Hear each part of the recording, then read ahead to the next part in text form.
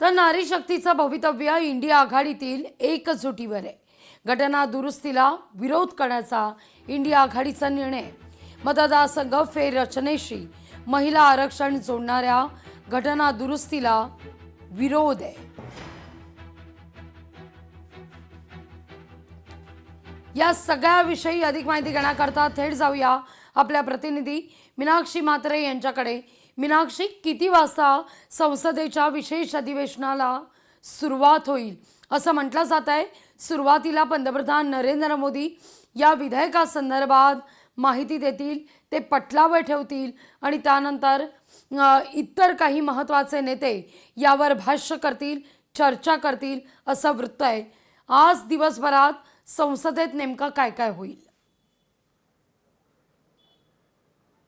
निश्चितच लागवी खऱ्या अर्थानं आपण पाहतोय की 3 दिवसाचं हे विशेष अधिवेशन जे आहे ते बोलवण्यात आलेलं आहे, ज्यामध्ये प्रामुख्याने आपण पाहतोय की महिला आरक्षण असेल, मतदारसंघातील पुनर्रचना असेल किंवा मग उत्तर आणि दक्षिण या भारतातील जे संतुलन आहे ते ठेवण्यासाठी आणि हे साध्य करण्यासाठी खऱ्या अर्थानं हे विशेष अधिवेशन जे आहे ते बोलवण्यात आलेलं आहे।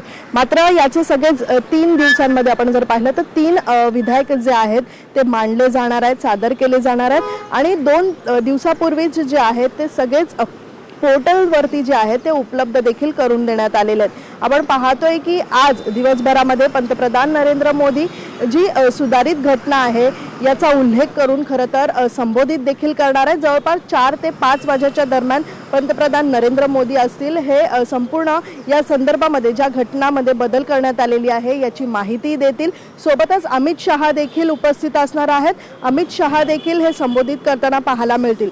खऱ्या अर्थानं आपण पाहिलं तर महिला आरक्षणासंदर्भामध्ये 2023 सप्टेंबर महिन्यामध्ये ह्या घटनेमध्ये जी आहे ती बदल करण्यात यावी आणि तशी पुनर्रचना जी आहे ती करताना आपल्याला पाहायला मिळत होती। खरं तर या सगळ्याच बदलानंतर जे आहे ते विरोधक म्हणजेच इंडिया अलायन्सकडनं जो आहे तो विरोध केला जात आहे या विधेयकाला। कारण प्रामुख्यानं भाजप असेल किंवा भाजपचे जे मित्र पक्ष आहेत त्यांना याचा मोठा फायदा होईल आणि त्यामुळेच याला विरोध जो आहे तो केला जाणार आहे।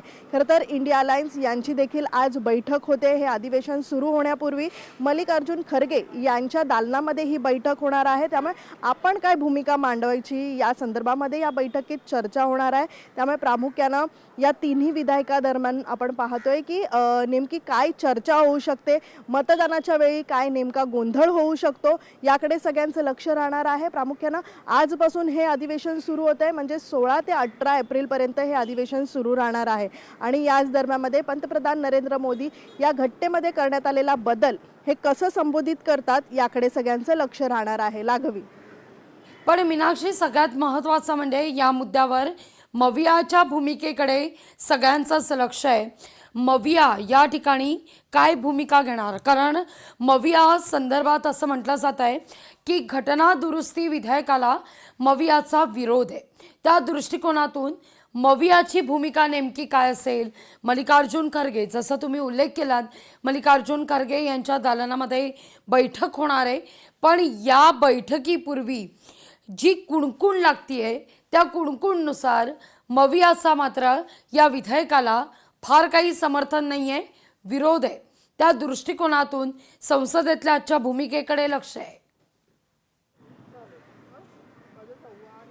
निश्चितच, कारण इंडिया आघाडी जी आहे ती आजच्या दिवसाला कशा पद्धतीत आक्रमक होते हे देखील ठरवलं जाणार आहे। खरं तर 11 वाजता ही बैठक जी आहे ती मल्लिकार्जुन खरगे यांच्या दालनात होते आणि इंडिया आघाडी नेमकी आजच्या दिवसाला आणि या 3 दिवसामध्ये ज्यावेळी विधेयक मांडला जाईल त्यावेळी आपण कसा विरोध करू शकतो याची पूर्ण ताकदीने तयारी जी आहे ती केली जाऊ शकते आजच्या बैठकीमध्ये। प्रामुख्याने आपण जर पाहिलं तर या विधेयकाला मी तुम्हाला मध्येच रोखलं, पण मल्लिकार्जुन खरगे यांचं एक विधान आलेलं आहे समोर।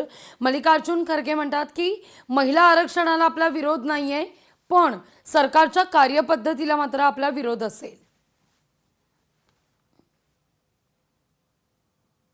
निश्चितच, कारण जर 3 विधेयक आपण पाहिले तर या 3 विधेयकांमध्ये आपण पाहिलं तर मतदारसंघातील जी पुनर्रचना आहे या पुनर्रचनेमध्ये जो बदल आणि या सगळ्याच घटनेला धरून याचा फायदा जो आहे मोठ्या प्रमाणात भाजप आणि भाजपच्या मित्र पक्षांना होऊ शकतो. यासाठीच हा विरोध जो आहे तो केला जाऊ शकतो. खरं तर 33% महिला आरक्षण देण्यात येण्यासाठी जो बदल आहे आणि ज्या घटनेमध्ये जी बदल करण्यात आलेली आहे या संदर्भामध्ये हे विधायक आहे. मात्र विधायकाला जरी विरोध नसला तरी मात्र एकीकडे या केंद्र सरकारच्या संपूर्ण कार्यपद्धतीला किंवा मग केंद्र सरकारच्या भूमिकेला विरोध आहे.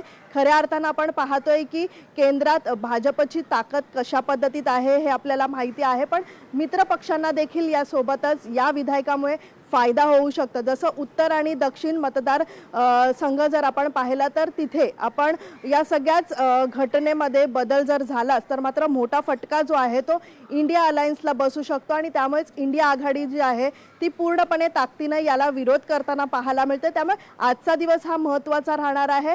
आज नेमकी काय भूमिका इंडिया आघाडीच्या वतीनं घेतली जाऊ शकते आणि पंतप्रधान नरेंद्र मोदी ज्यावेळी संबोधित करतील हे विधायक, ज्यावेळी आता या घटनेमध्ये दुरुस्ती करण्यात आलेली आहे आणि हे विधायक मांडलं जाणार आहे, त्यामुळे एकूणच काय भूमिका असणार आहे हे देखील महत्त्वाचं राहणार आहे. अगदी मीनाक्षी, तुर्तास धन्यवाद तुम्ही दिलेल्या सविस्तर माहिती करता. लोकशाही मराठी ऐका, पहा, जागरूक रहा.